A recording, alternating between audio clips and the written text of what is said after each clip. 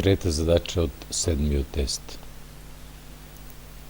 Според цртежот докажи дека триаголникот АДЦ е складен со триаголникот БДЦ.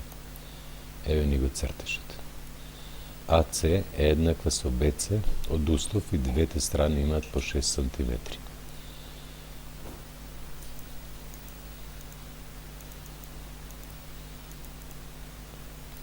Аголот 1 еднакво со аголот 2, затоа што висината CD е симетрала на аголот при врвот, бидејќи триаголникот е рамнокръг. CD е страна и за едниот и за другиот триаголник, заедничка страна за двата триаголници.